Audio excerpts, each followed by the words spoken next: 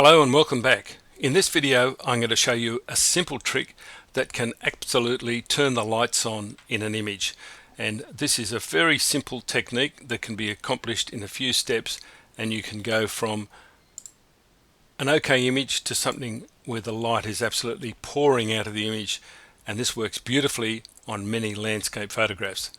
So let's have a look at this step by step.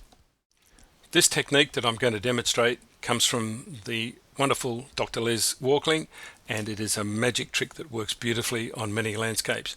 Now what I'll do to reconstruct this, we'll delete that and we'll start over again. So the problem is with many landscape images is that the land and the bottom part of the image is at a different intensity than the sky, and we often have this conflict of a dark land and a bright sky. This technique inverts the image luminosity and gives it an incredible boost. So how do we do it? Well, we've got an image here that started off life as a photograph taken up at Orpheus Island in the Daintree, Great Barrier Reef area, and with a few adjustments we've come up with an image that has a lot more oomph in it, but it could still do with a little more. So the first thing we need to do is we need to make a composite image of everything that's been done to the image, and so to do this we use the key shortcut Control Alt Shift and E, and that will create a new composite layer above all else, and we're going to work on this. And if you're on a Mac, it would be Command Alt Shift and E.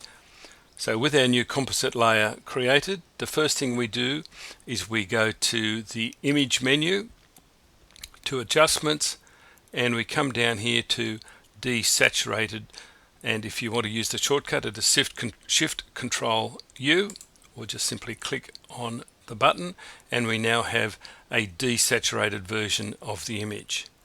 The next step is to go back into that image menu, image adjustments, and this time we're going to invert the image. So we've now created a negative of that monochrome version of the image. And then the next step we take is to go to the filters menu, go down to blur, Gaussian blur, and we enter a figure of 250 pixels as the starting off point to do that, and you'll see once you've done that you get a very soft out of focus image with some light and dark patches on it. Click OK to lock that in, and we now have this image sitting above our base image. And to make this work we simply go now down to the overlay blend mode, and at full strength it may be too strong, so we can soften this by reducing the opacity, but let's look at it as it stands. Now you'll see here on this side of the tree it was in shadow, and there are some duller parts over here. When we turn this on, all of a sudden they come to life. Now that's a little bit too strong, so to soften this effect simply go to the opacity slider and bring it back, and I find that often somewhere between 50 and 70% works well, and all of a sudden our image has come to life, before and after. Now this works in this image, but what about some alternatives? Well, I've prepared this on a couple of alternative images, so let's have a look. This one we've used previously on a number of our videos, and you can see here beautiful rocks in the foreground, but they are lacking a little bit of light. So with that process completed, I'll turn that on, and you can see now that it has increased the light on that foreground area incredibly and really brought it to life. And again, you can just adjust the opacity to increase or decrease to taste.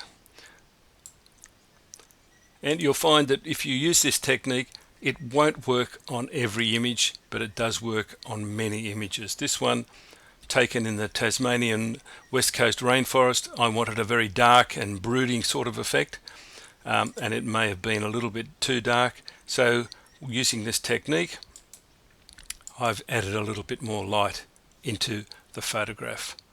And again, more images from Tasmania. The West Coast rocks are famous. Again, adding a little bit of extra light in there and adjusting the opacity to taste really brings those images alive. And a last image here to look at, same technique, same general location, bringing that opacity up or down a little bit can really bring those foreground rocks to light, and you'll notice that there's very little effect on the sky. So here's a simple technique. You can actually make this into an action to do it as one simple series of steps, or the steps that we've gone through are quite simple. So go ahead and try this out for yourself, and I think you'll find that on many images it works beautifully and makes a massive difference. So thanks for watching. Go and give this a try and let us know how you get on, and come back soon. We'll have more videos coming along almost every week, and we look forward to seeing you then. Bye for now.